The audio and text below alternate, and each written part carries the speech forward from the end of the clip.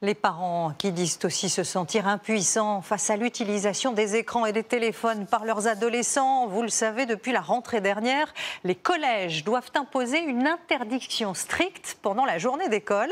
Mais en Angleterre, certains établissements ont choisi d'être encore plus radicaux et ce sont les élèves eux-mêmes qui ont tiré les conclusions de cette expérimentation. Au micro de Noé Gandillot et Stéphanie Orgolescu, écoutez.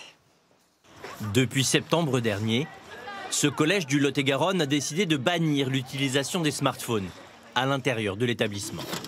Chaque matin, les élèves ont deux options. Les déposer dans ces boîtes blanches à l'entrée ou bien les laisser chez eux. Allez-y, vous repérez 8 au bon endroit. Ce matin, rien ne va perturber ce cours de maths.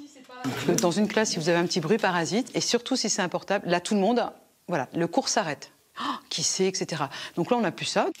L'interdiction du smartphone est la règle dans tous les collèges de France depuis 2018. Mais les principaux ne parviennent pas à la mettre en place. Car les élèves ont le droit de garder leur téléphone avec eux, dans leur sac ou dans leur poche.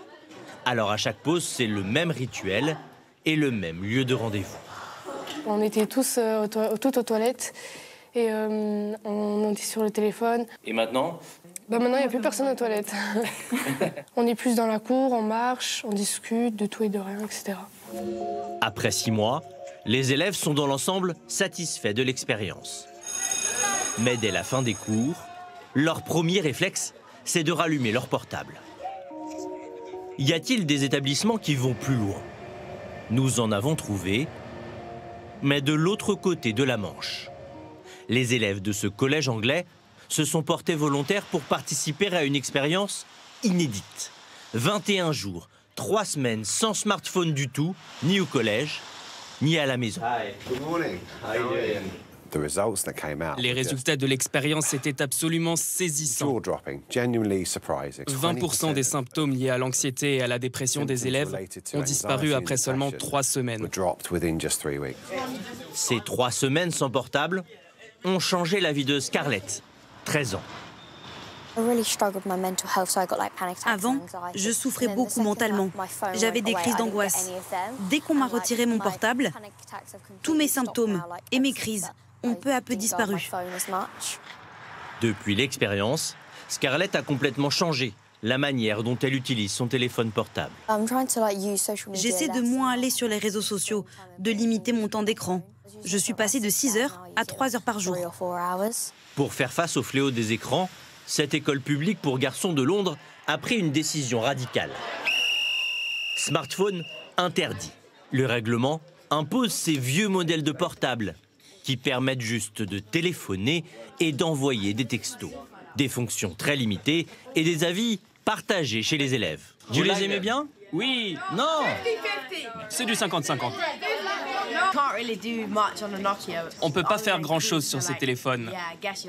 Et c'est vrai que du coup, on est beaucoup moins distrait.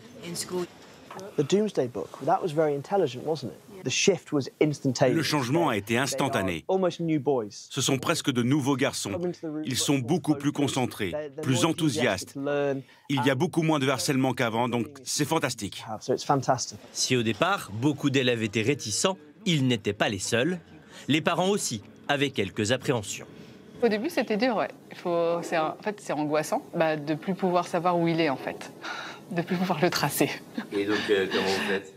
Maintenant, en fait, on a lâché prise. Mais en fait, c'est lui donner plus d'autonomie, in fine. Donc, et lui faire confiance.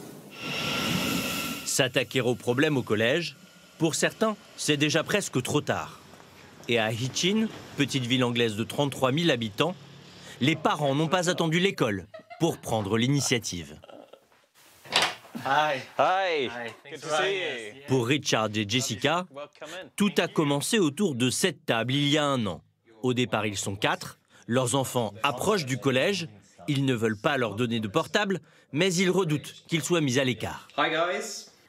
Alors ils décident de convaincre le plus de parents possible de renoncer eux aussi à l'achat d'un téléphone. S'il n'y a qu'un ou 2 parents dans une classe qui décident de ne pas donner de smartphone à leur enfant, ça ne marche pas. Parce qu'ils vont avoir peur que leur enfant soit exclu et qu'il loupe des choses. Pour que cela fonctionne, il faut donc que tous les parents jouent le jeu.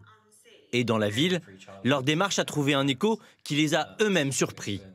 Dans cette école, la moitié des parents ont répondu favorablement à l'appel. À 11 ans, un élève sur 2 n'a pas de portable. Ma meilleure amie non plus n'a pas de téléphone, donc c'est assez simple. Si on veut se voir, on demande juste à nos parents. Dans toute l'Angleterre, plus de 80 000 parents ont signé un pacte pour ne pas donner de smartphone aux enfants de moins de 14 ans.